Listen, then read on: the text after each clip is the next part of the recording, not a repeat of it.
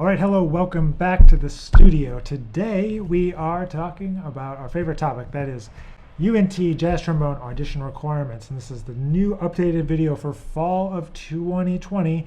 And there's some additional information that you're going to check out if you're just joining us for the first time.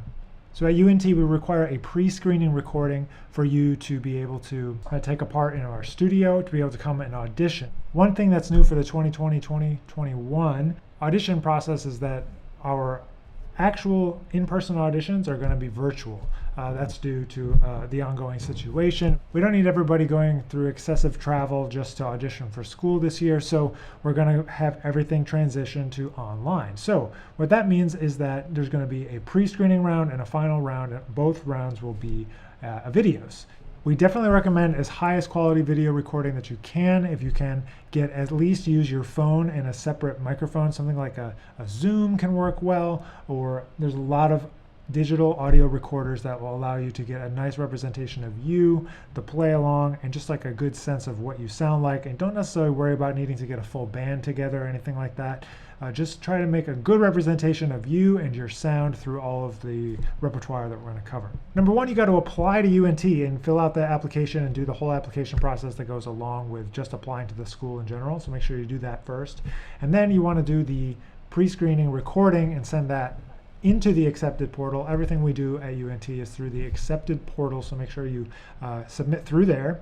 And then I will see it, and it will go on either to the second round for a revised version of your audition. I'll go through the requirements for the pre-screening and the actual audition in a minute, but you'll be able to redo your tape basically, or you can submit the same tape twice if you want, but you're able to kind of change it up if you want to change it up. So all applicants for undergrad and masters are going to submit the following stuff in their pre-screening recording. First is a Bordoni etude. Any Rochu that you like.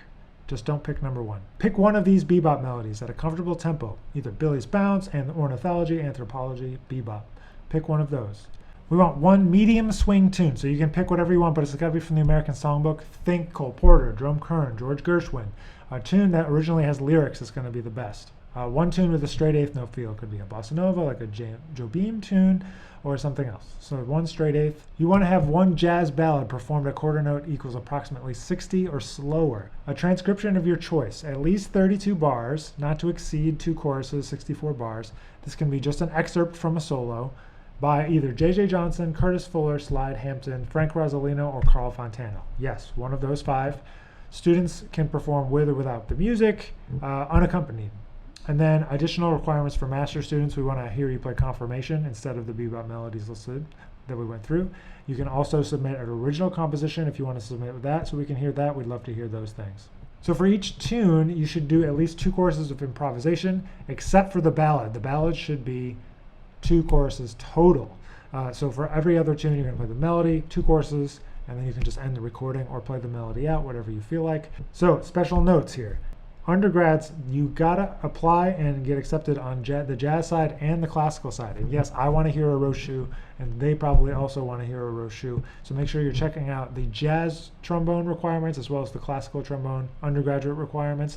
There's usually a piece that they want to hear. We have to have a certain level of trombone proficiency to get into the studio in general. So make sure you check that out. And then the last thing you want to do is, if you're a DMA person, if you want to have jazz studies, trombone as your major study field, we want to hear a lot of the same stuff. You're going to have a more extensive interview process in the actual audition, but for the pre-screening, it's basically going to be the same. A Rochu, confirmation, an American Songbook tune, a ballad at 60 or slower, a straight eighth note tune, and an original composition if you'd like to showcase that.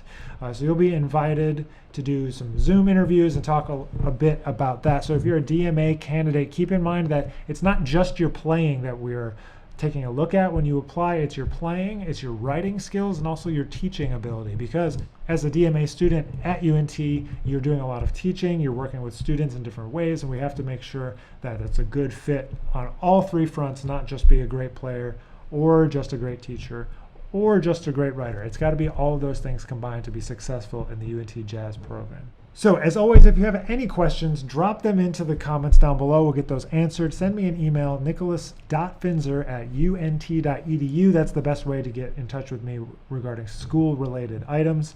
I hope this told you what you need to do, and I hope to see so many of your applications this year. We can't wait to hear them, and good luck and happy practicing.